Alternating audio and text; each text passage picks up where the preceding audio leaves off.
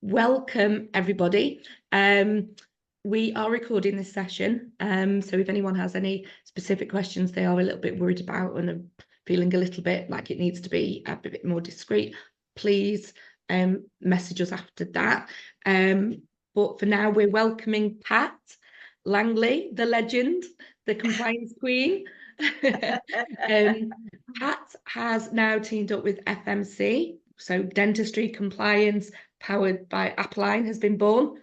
So just wanted to introduce Pat. Pat, do you want to tell us a little bit about how the company has now come about and some of the benefits, and then we're going to have a complete compliance update.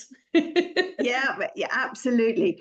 Thank you, and thank you for the invitation to do this, and lovely to see you, Lisa, and lovely to be working with you. So thank you very much. Yes, very, very exciting. So in November last year, Apolline partnered up with FMC, essentially, actually, really because they do some stuff really, really well that we don't do, and we do some stuff really, really well that they don't do. So they were very keen on starting to provide a service for compliance. And the huge attraction for us was that FMC knows everybody, everybody knows them. So that's dentistry to most of us. And they've got some marvelous marketing and sales team, which really means that we can reach a much bigger audience than we could before. We spent pretty much 14 years building our professional reputation and our credibility and our and all that stuff. But what we lacked was the ability to get our message out there, and now we have that. And so we brought the two teams together.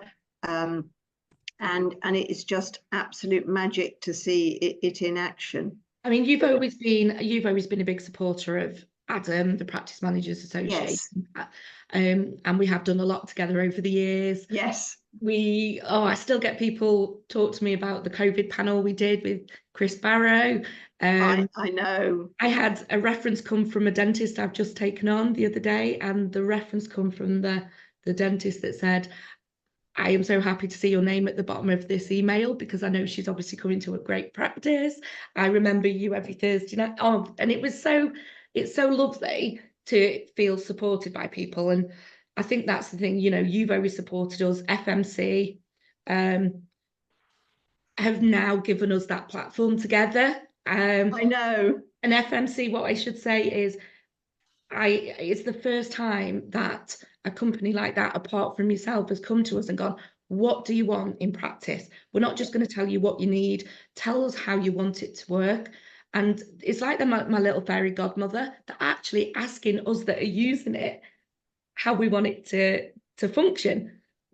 So you've got the power from them, and obviously we've still got your knowledge. So yeah, it is. Well, we're hoping it is. As I thought at the time and still think, a marriage made in heaven.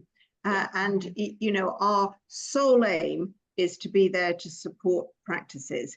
And it does also mean that we can go faster with our development. So we've added lots of new bits to what we do. So we've wanted for a long time to develop an HR function, which we've done now.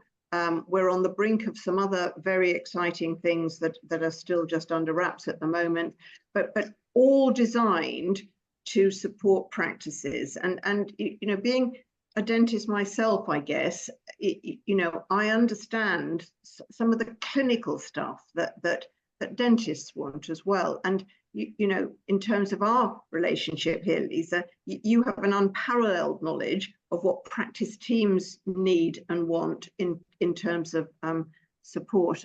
And I think Adam is just such a wonderful organization, and it's such a privilege and pleasure to be working closely with you. And yes, we did do the COVID panel, and goodness me, what a time that was. And actually, it was really wonderful to feel that we were giving help and support to really hundreds and hundreds, because some of the numbers that came on our session were huge.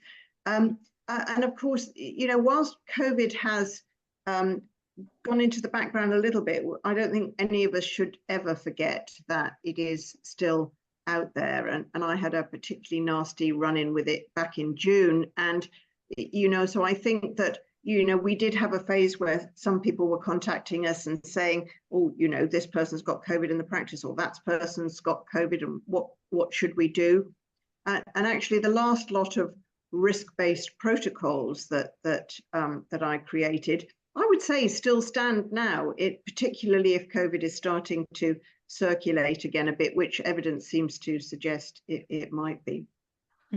So yeah, so and I think what we've been very focused on recently is the changes that the CQC has talked about bringing in. So I don't know, would you like me to talk a little bit about those? Yeah, because I think there's been quite a lot of panic about a whole change of framework, and oh my gosh, I'm going to have to get my head around that. But it isn't as big as people are worried about, is it? It really isn't, and they've given it this sort of semi-fancy title of the single assessment framework, and so people are thinking, oh, this must be completely different. It really isn't. All the single assessment framework means is that they're going to look at all providers involved in the provision of health and social care, including things like the integrated care boards. They're going to look at them in the same way, whereas there were different ways of looking at different sections of providers before. So the fact it's a single assessment framework is nothing to worry about. So there are some things that are changing and some things that aren't. I think if to get the negative stuff out of the way first, anyone who's tried to do anything on the portal has probably come close to throwing their device out of the window, because the CQC new portal doesn't work. And, you know, to the extent that we've had sort of apologies from the great and the good at the CQC, and they are very embarrassed about it. And actually, it's a real shame, because they started off with the great intention of doing this slowly and finding out what works, taking feedback, making some changes, taking some more feedback. So in theory, it should be better, but it isn't. It's just dreadful. And so we do quite a lot of CQC, helping practices with new CQC registrations, and that's just a nightmare. It really is. And the other issue we're encountering with new CQC registrations is that the CQC registration team have different criteria for what they're looking for than the CQC inspection team who are out in the field. And the CQC inspection team have a much more realistic look at what should be in dental practices, whereas the CQC registration team get a little bit carried away with things like deprivation of liberty standards, the DOLS. Well, you know, in dentistry, we don't deprive people of their liberty. But still it meant that we had to update our safeguarding policy to include a section on deprivation of liberty.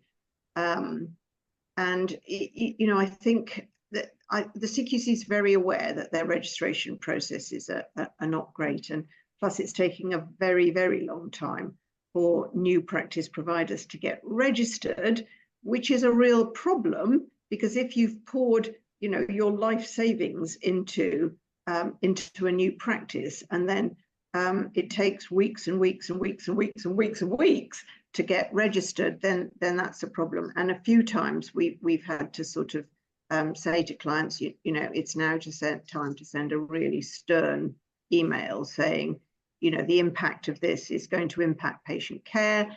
And you know, as long as it's always about the patient, then usually they will listen and expedite things. But you shouldn't have to do that, really. So that is a little bit of an issue.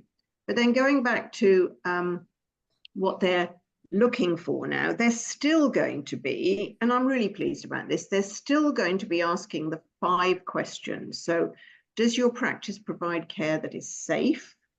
Is the care that you provide effective? As a practice, are you caring? Are you responsive? And are you well led? And I know you know, Lisa, but I'll share it with our audience, is that the most common areas for non-compliance are safe and well led. Now, safe because it's a huge subject, and well led because quite often practices really struggle with that. And of course, that's where you come in, you know, with Adam. So those are the 2 main areas that practices fall down in. So they're still going to be checking on those things. The thing that has changed, though, is the key lines of inquiry are going, and they're being replaced by quality statements and evidence that you comply with the quality statements.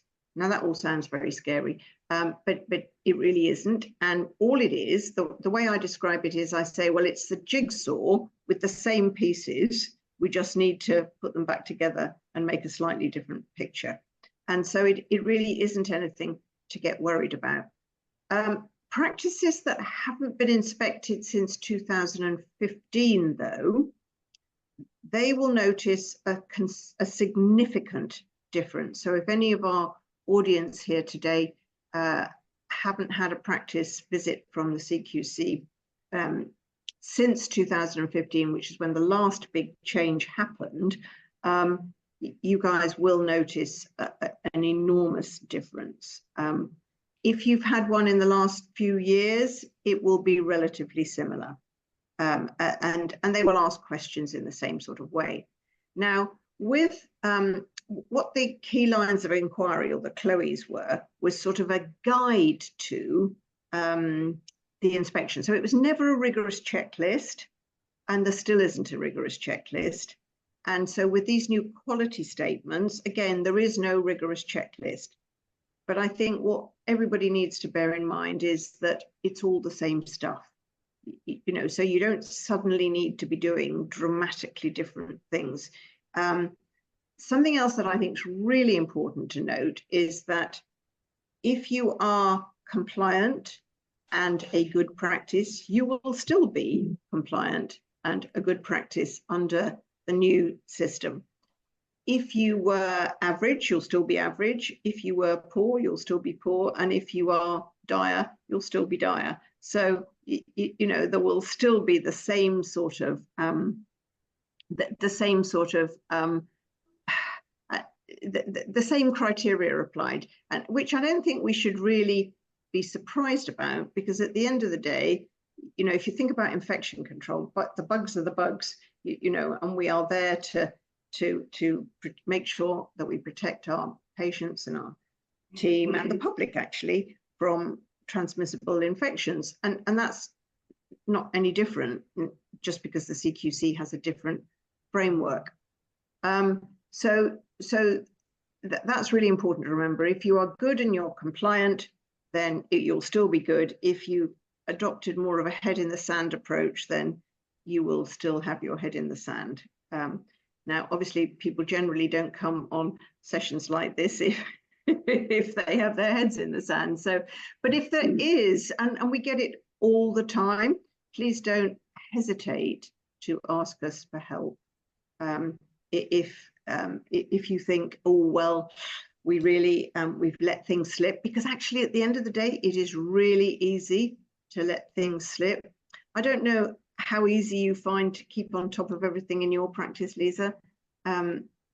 Yeah, it's very difficult, and that is sometimes one of the things that, you know, we support other practice managers with. It's not always, it's getting your head around when you're doing it, who's going to do it, and making that time for it. The biggest thing is, you know, quite often dentists feel people should be doing it on top of their own jobs, and this is almost a dedicated job that needs dedicated hours.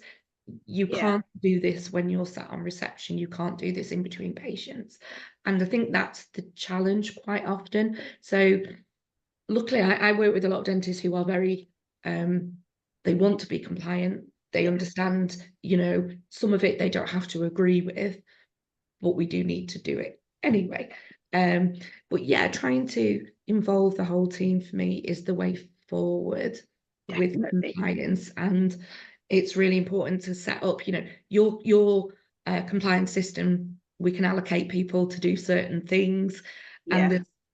there's ways that, you know, there's videos they can watch to show how to do it. And Yeah. it's just getting the whole organization involved, from the trainees right up until you know, the owners. But I mean, you know, the trainees quite often are very, very up to date. They are. Yeah, it's Great. They come and interesting tell and you. very keen as well, we find. Very keen. And you know, there are still lots of dentists. As I said earlier, I am a dentist, but I'm not wet gloved anymore. More, my husband is, though, and you know, he would say without a doubt that it is the practice team that puts all the compliance and completes all the compliance tasks and keeps everything ticking over as it should be. So I think setting up and organise, I bang on about this all the time. And one of the things, you know, when I visit my clients in practices to support them, I'm like, show me your organisation. Let's look at who we've got, what their skills are, what parts they're going to be suited to, you know, what are their skills, and actually almost listing who's going to be doing what. Because then you've not got that panic of, oh, if an inspector comes, what if they talk to such and such, because they haven't got a clue. And it's like, yeah.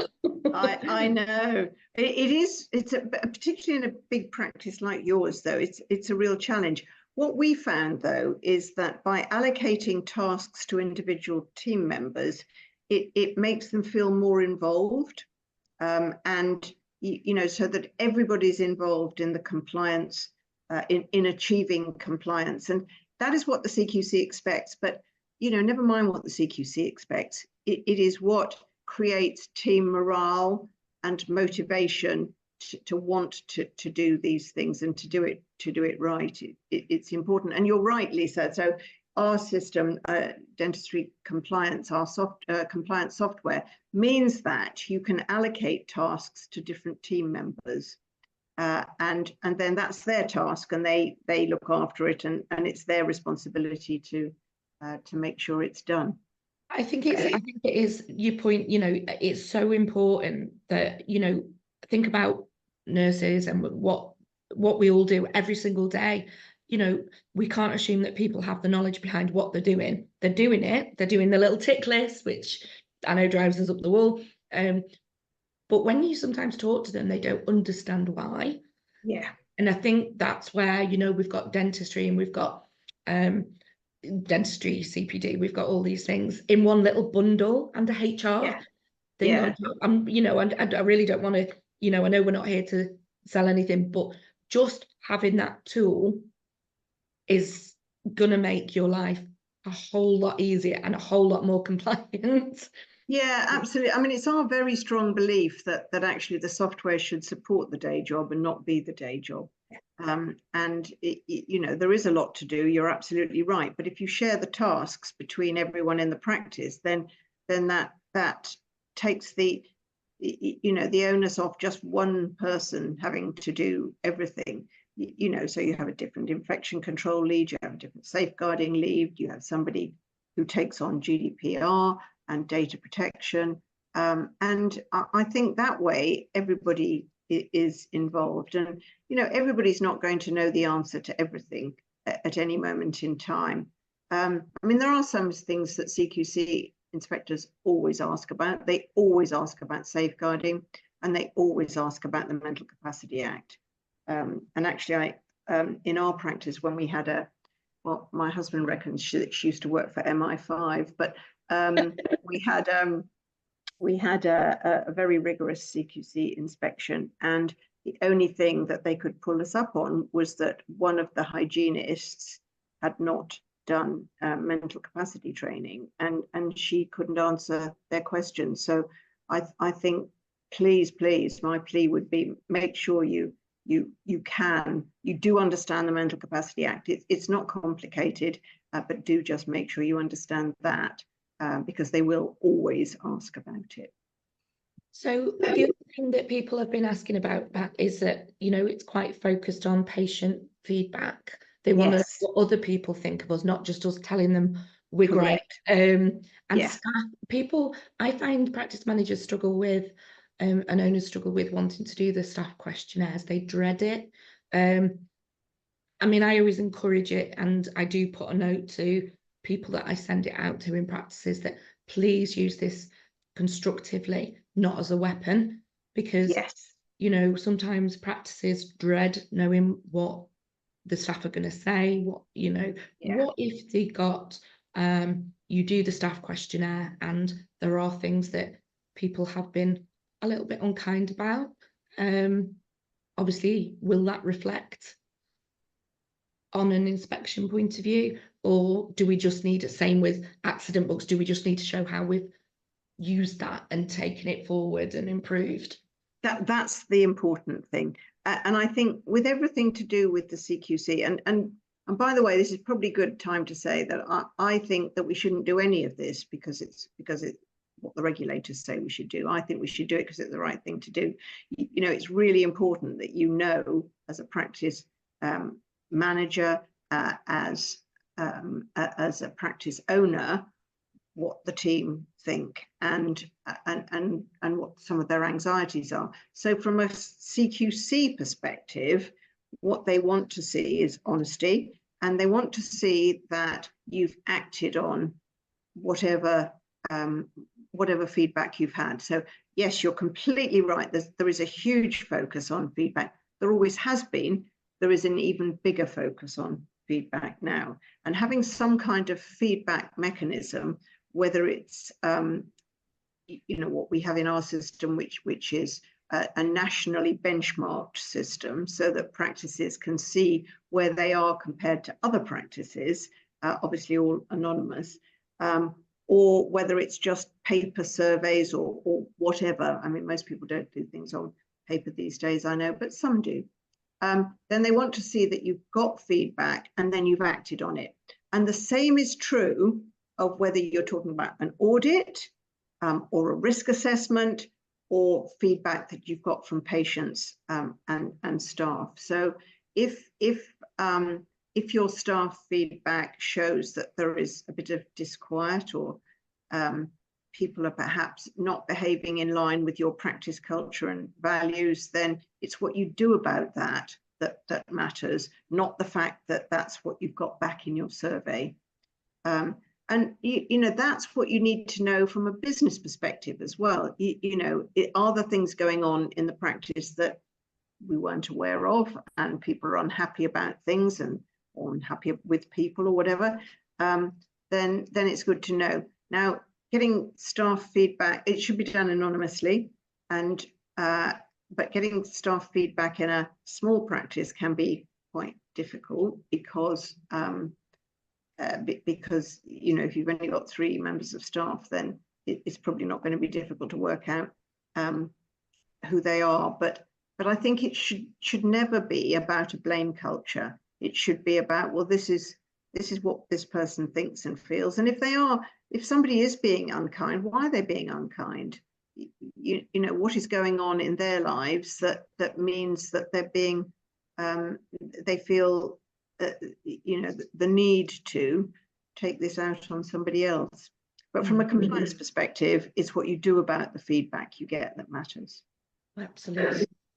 And you know, just again, if anyone has any questions that they want to ask us, please interrupt us. You don't even have to come on camera. You can just put your hand up, wave.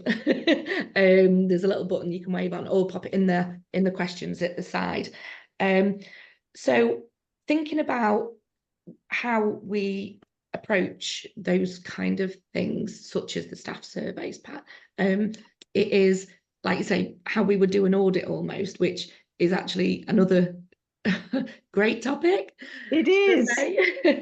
Yeah. I actually did a little webinar for my clients yesterday where we said, you know, how do you do it? When do you do it? Who does it?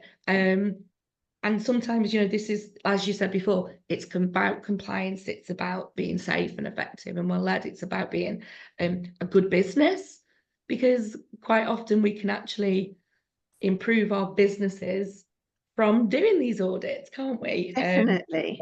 Have a much more successful. So, you know, I think we got ingrained, didn't we, a few years ago, as to, you know, compliance is all about an inspection. And I think that's, Yeah, that is we did. We are moving away from a little bit, but I think we're still scarred.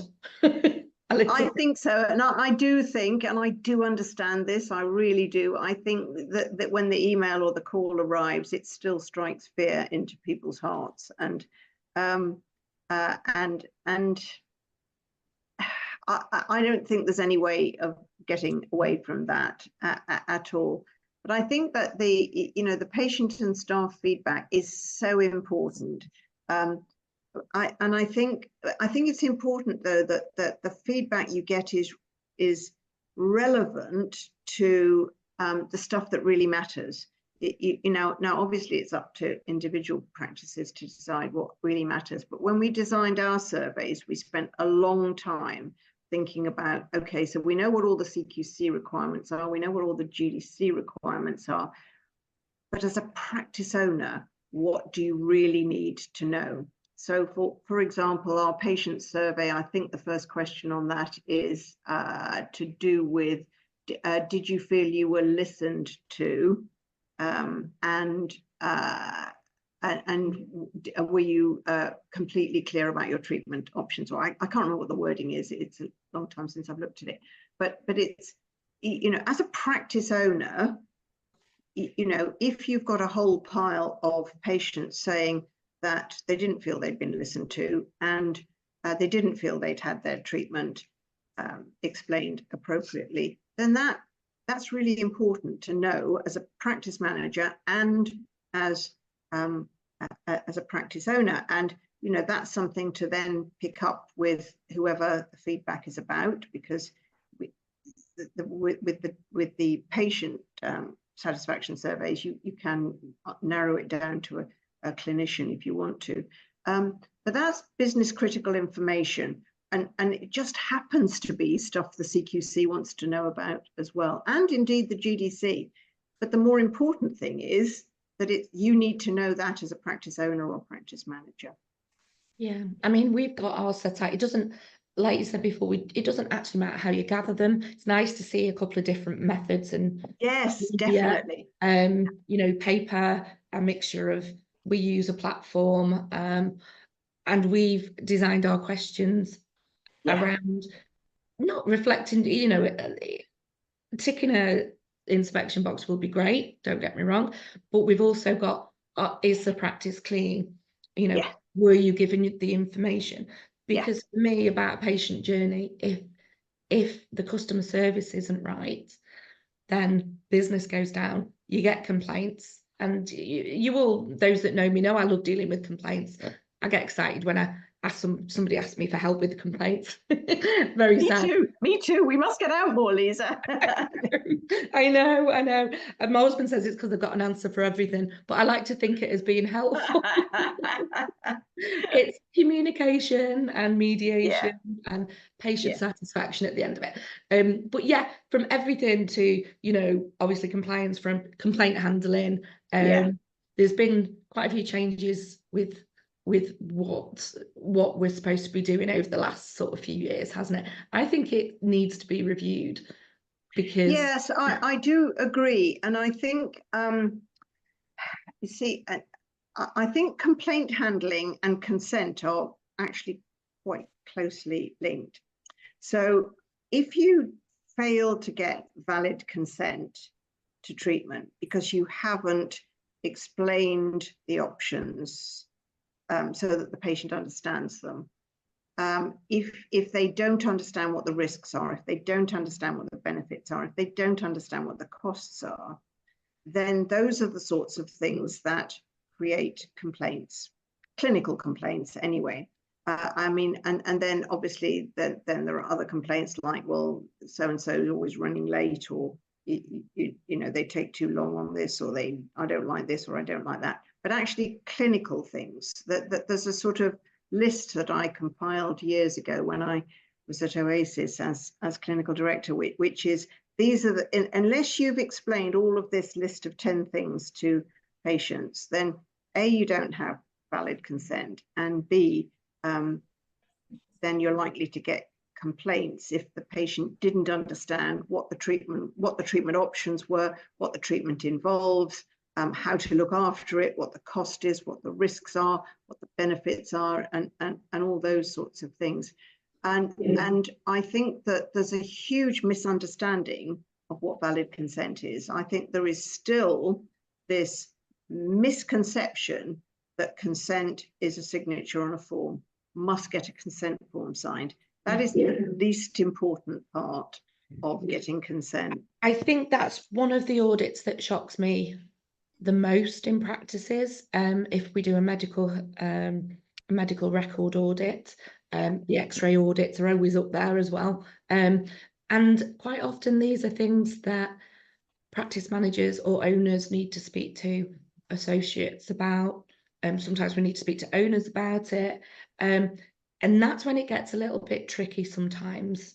And this is why, if we're getting that whole team effort with it, it can make that a little bit easier. Telling a dentist, you know, something that's a medical history audit, that they've not got consent, they've not got a treatment plan signed, they've not even shown that they've had a proper discussion.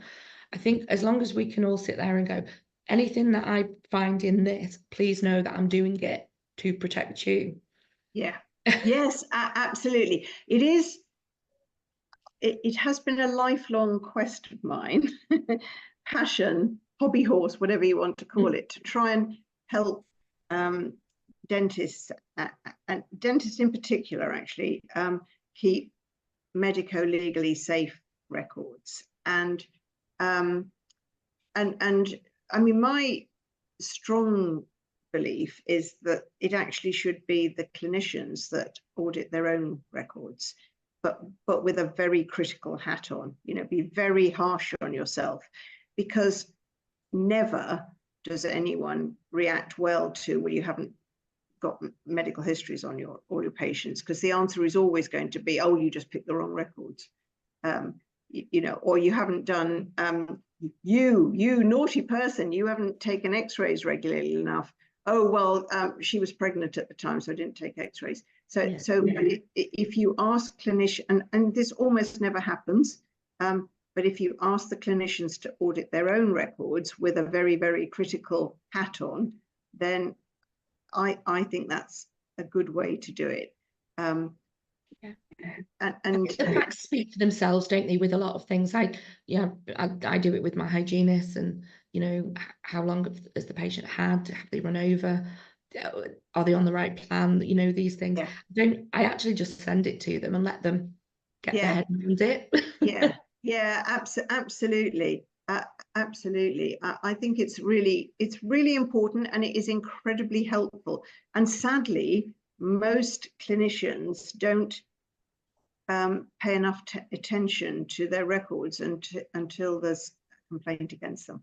Well, yeah, I mean, I've always felt like, I always say to them, you know, you need to write those notes, not that, you know, for me to audit and look at, write those notes as though it's the GDC or some other regulator looking at it, or a dental law solicitor, or you know, we don't want to panic people, but there are some fundamental basics that get left out, or actually left in. Left in is the bigger issue. It is. So I'm a template hater. You know, I hate pre-filled in templates, and you know, I've done probably thousands of patient record audits, and it really, you know, it just sends shivers down my spine when I see the same thing in every patient's record. because you can guarantee the same thing hasn't happened in every appointment, and you just know people are using templates. And I mean, there's a very famous GDC case where a dentist was, an orthodontist actually, was badly caught out by in the records. He hadn't changed the records to it was for a 7-year-old, and it still said in the records that the 7-year-old had been given smoking cessation advice. And so the GDC barrister said to him, you know, why have you given a 7-year-old smoking cessation advice? And he said, well, I haven't. And he said, well, it says here you haven't. Did you lie? And the dentist says, no, I didn't lie. He said, well, that's what you said here, and that's not what I'm finding. So therefore, this record is completely invalid, and you don't have a record. So it's terrifying. It's very difficult. I mean, once you get to that stage, you know, I've been involved in, as you have, in some, you know, GDC cases where, you know, literally, you will always find something wrong. They will always find something wrong. So they're never going to be perfect. But even when, you know, when the basics aren't there, you know, I would much rather be the one that said to a dentist, look, I've done this audit, or you've done your own audit, it's flagged this up. You need to sort this out, because it's very rare that people can go through a whole career. It's getting worse as well, where they're not pulled up on something. Pat, would you mind if we pick your brain? Not at all. Let's do that. I've seen some questions pop up here. Where will I find those? Where will I find? If you go along the bottom, it says chat, but we've got Prem, the lovely Prem. Hi, one question: dealing with difficult patients, like when they start abusing and kicking off at the desk with reception team. We try, bear with me, my computer's frozen a little bit. Are you able to see that, Pat? Because I froze. I can't see it, no, but I'm just going to see if I can find it. I'm okay now. And they start banging on the window and they've lost control. What's the best way forward? This incident happened to me in late evening shift, and only a few staff working with us, and it affects our team as well as our clients. Yeah, that is that's horrible. Scary. That is horrible. Just let me just have a look and just read that through myself. I can now. Right, question: dealing with difficult patients, like when they start abusing and kicking off at the desk with the reception team, we try our best to calmly explain the situation and wait for sometimes, but if you start banging the window or they get out of control, what's the best way forward with this? Happened to me in late evening. It's just horrible. It is horrible. You must have and should have a zero tolerance policy of any of this kind of behavior. I think that putting a sign up saying, you know, we have zero tolerance of bad behavior is never the right way, because it gives the impression, this is my personal view, by the way, it gives the impression that it's a problem. I think that, and it happens all the time. I hope, Prem, that it's a rare occurrence, but I think just very firmly you have to say, please, can you stop? I need to ask you to leave the premises. We don't allow this kind of behavior. And please, can we pick up again when you've calmed down, because this is completely unacceptable. And you need to be firm and polite. And one of the hardest things, I think, is when somebody's being very aggressive, is not to rise to the bait. So you stay calm, and this is unbelievably difficult to do. And then sometimes, and I would only suggest you do this if there's nobody else in the waiting room, you just let them say their bit and say, and then just say, I'm sorry you feel that way. I understand that you are unhappy. This is not the way to deal with your unhappiness. If you know, please stop this behavior, banging the window, or whatever it is they're doing. Please leave the premises, and please, we will pick up with you when everybody has calmed down. I think I would say, but Lisa, what would you say? Yeah, I mean, I get asked this a lot when I go in and train practices about handling difficult conversations. I mean, this isn't just us trying to deal with a complaint. This is not acceptable in any way. So that's an extreme case. If even smaller cases where somebody's complaining at the front desk, I always say, kick it down the road, not the patient, the complaint. Yeah. Just get them Yeah. out of the practice, because you Yeah. don't know if it's going to escalate. Say That's to them, right. okay, let me just take some notes, because writing word for word down does tend to calm them a little bit, Yeah. if that's appropriate. Otherwise, this is really important that we get the right person to deal with this. So if I could ask for you to go home, I'm going to get somebody to call you at the earliest opportunity. But right now, I need you to leave the premises. Yeah. Now, Yeah, I agree with that. Sometimes, I know it sounds a bit brave, and it's probably because I'm one of them bossy people, but I've also gone to the door and opened the Yeah. door, and you look at them with your arm stretched out, kind of. Yeah. They have no choice but to go, and if they don't go, then it has to be the police. Yeah, I completely agree. It did happen to me once, and only once, and I've never forgotten it. And so this was a very tall man, and he was complaining about that his wife's veneers hadn't come back when he thought they should. And he went completely crazy at me, shouting at me, and it was terrifying, actually. And I just sat there on my little dentist swivel chair. He was about 4 foot above me, and just listened and listened and listened. And it didn't occur, it's many, many, many years ago, and it didn't occur to me that to do anything like you and I have just suggested. I just sat there and took it. So it is horrible. And after he had gone, the other people that witnessed it in the waiting room were just, Pat, are you all right? This is just awful. So I think, you have to be firm, and you have to get them off the premises so that they can cool down. The thing is, they need to go and, like you say, calm down. But even when it's not an aggressive one, they also need to go home and just process. And we've also got to bear in mind, we don't know what's going on in their lives.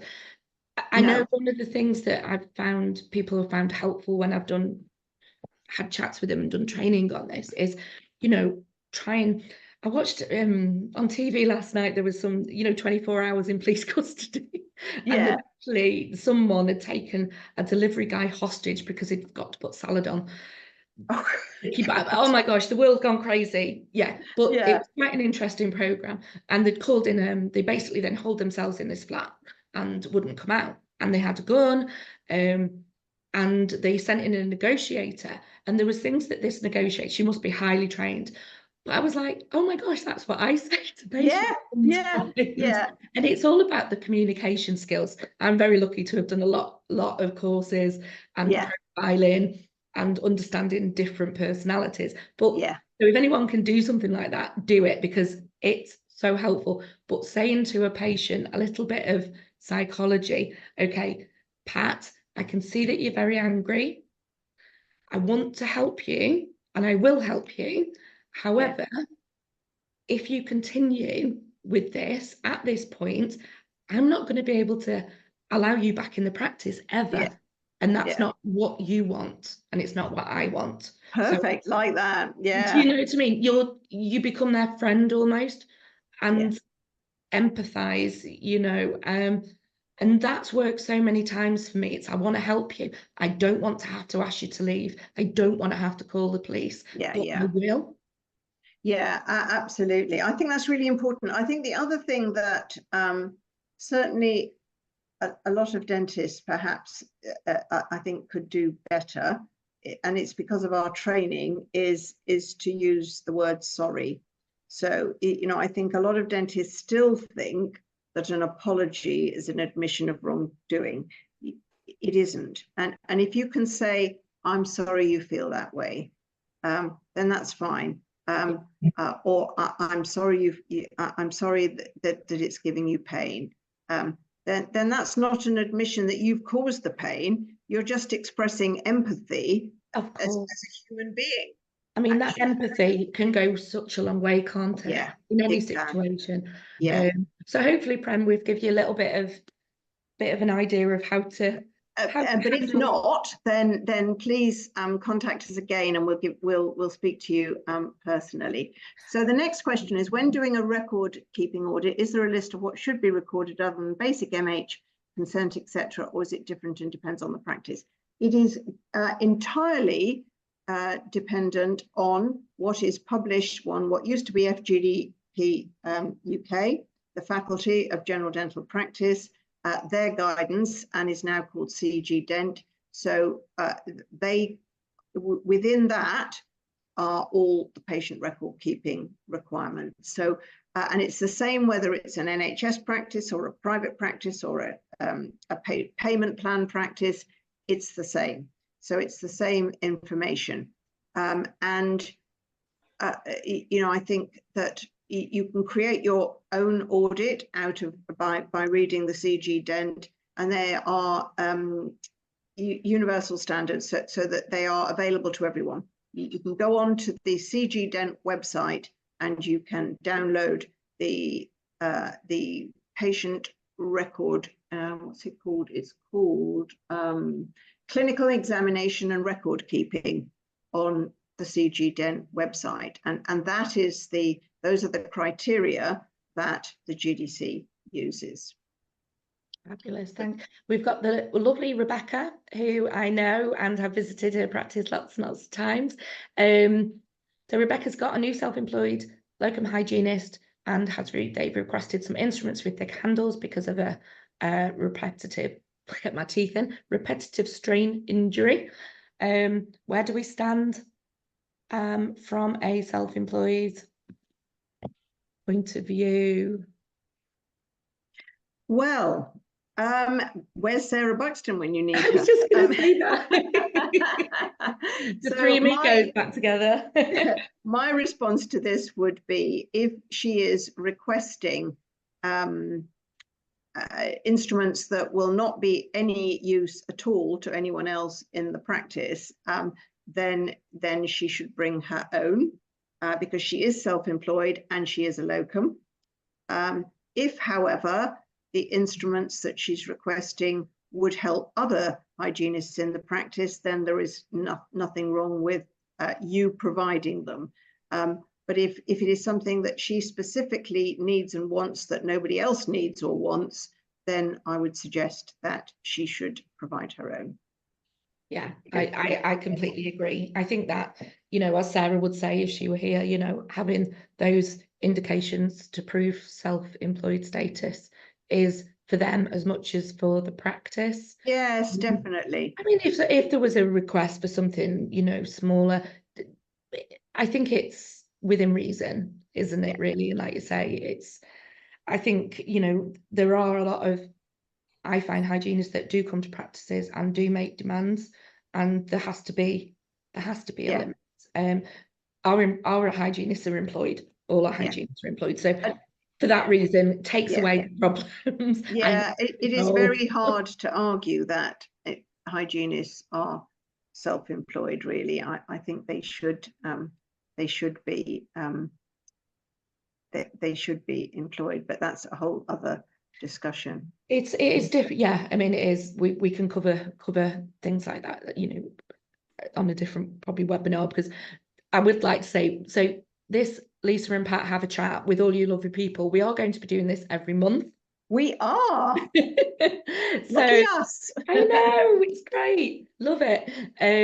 So there's always going to be current things, Pat, isn't there? Yes. That we can hopefully touch on. But if people want to send in questions ahead, it's going to be different each month, so the days may vary a little bit, but you know, I think it's a really good gathering point. I do. And actually, Lisa, what about asking our current and potential audiences what they would like to see covered?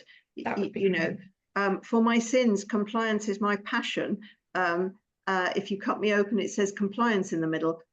So whatever you'd like to talk about, we would love to talk about with you. And you know, Lisa is hugely knowledgeable about compliance as well. She'll tell you she isn't, she really is. So if there's stuff that you would like us to cover on Lisa and Pat Have a Chat, please please let us know. And as Lisa says, if you want to send questions in ahead of the session, please do. Yeah, that'd be. I think we've got one more question. The other thing that I found really useful, particularly in my client group, is, you know, sharing the information from inspections that have happened. Yes. Without it being like a worry. You know, there are sometimes odd things that crop up, and we can say, well, that's kind of specific to clearly that inspector. And there are ways that that's been dealt with that. Yeah, definitely. Yeah, no, I think that's really important. And that's why this will work really well. This forum will work really well, because you are out and about in practice a lot. We have people, our team out in our practice advisors out and about in practice too. So we do have between us, we have this huge experience of some of the anomalies. I think the CQC are very aware that consistency in inspectors is not where they'd like it to be.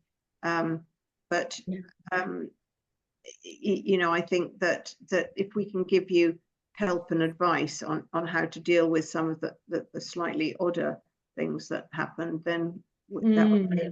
I think there's a very quite funny story, Pat, and I won't name names, but there was a very nice mutual friend of ours who had an inspection recently, and the inspector questioned his consent for CT scans, and he questioned the inspector's knowledge on the CT scans, and when he informed him that the CQC had employed him to set out the guidelines, I'll go into more detail. So you mustn't be afraid sometimes to question. Absolutely. The problem a lot of people have, though, is having the confidence to question. But that is where we can come in and help as well, because you know, hopefully we have encountered most things, but sometimes just have the confidence of your convictions. And if you're sure you're right, then don't hesitate to say, where did you get the evidence for that? Yes. And you know, it's a reasonable question put over in a non-aggressive way. Oh, really? That's interesting. Where did you get the evidence for that? Or where will I find the evidence for that? And sometimes it's just that they have misconceptions about stuff. Yeah, I think that's one of the other things that I'd noticed was, you know, for a long time we've always been talking about, you know, oxygen cylinders have to, because one's gonna, you know, one could run out. The other thing is, yes, it could run out and it could be something tragic that happens if you've got a medical emergency. So practices started having two, you know, one because, you know, if you use one, you're not then legally, if you've not got an oxygen cylinder, you really shouldn't be opening. So that causes a problem. But the practices that have had two, and again, this is from our lovely friend who does like, you know, has the confidence to question, you know, there was two oxygen cylinders, which was fantastic, but one was tested daily, weekly, or whatever they did, and they were criticised for it not being full. It's like, well, how can I test it if it's, you know? And then the other one, how do you know it's full? Well, the gauge says it's full and it's sealed. But how do you know? Because it's come from the manufacturer. And sometimes I know. So we do have to question insanity sometimes. Absolutely. Well, absolutely. And my other favourite oxygen story is from John Milne, who's the recent past National Senior Dental Advisor to the CQC, a very forthright, tell it like it is Yorkshireman. And he had a CQC inspector say to him, not in his role at the CQC, this was not in his practice, the oxygen's out of date. And John's response was, take a deep breath. See? And so this person that was being the CQC inspector took a deep breath, and John said, does that feel or seem to be or smell out of date? Because it's been around for 2,000, 10,000, a million years. And the CQC inspector went, yeah, you're right, you know, that's a bit silly. Lisa, we've got some more questions here, and we've got a question from Jody here. Thank you very much. Record keeping confirmed. The name of where it's from. Yeah, CG Dent, College of General Dentistry. There is there's a book you can order, which you have to pay for, but there is an online link that you can get that will, I can't remember the details of what you need to do before you get the online link, but it is available to everybody. So, and it's called Clinical Examination and Record Keeping, and you should be able to find that in an online version. I think it's called, is it Universal Standards or something like that? But you should find it there. Okay. So, message from Kiri. Hi, Kiri. I know Kiri. Hi, Pat and Lisa. My partner recently taken over a practice that's not had an inspection for over a decade. The staff have been ticking along, but aren't necessarily doing things correctly anymore, as I suppose they don't know any better. Any tips on having those conversations that there will need to be changes to bring them up to correct standards without making anyone feel like they're doing things wrong, even though they are? Very tricky, Kiri, absolutely. And I think it's getting the team on side with you, and I'll really be interested in Lisa's response to this, but you know, sort of so that there shouldn't be a blame culture is always my very strong view. And I think it's a case of, the way I would handle it would be to say, you know, I think that there might be a few things that have slipped a wee bit here. And what might be helpful to us all is if we just, you know, we do a compliance audit in the practice. And I know you know how to do that, Kerry. So we do a compliance audit in the practice, and we just look at things we might need to work on, and then that will help us prioritize things. So then what you've done is you've shifted it from you bad people, you haven't done these things, to, well, let's look at the audit together and see what we can do to improve things and who's going to do what. And I think that's a much better conversation. Would you agree, Lisa?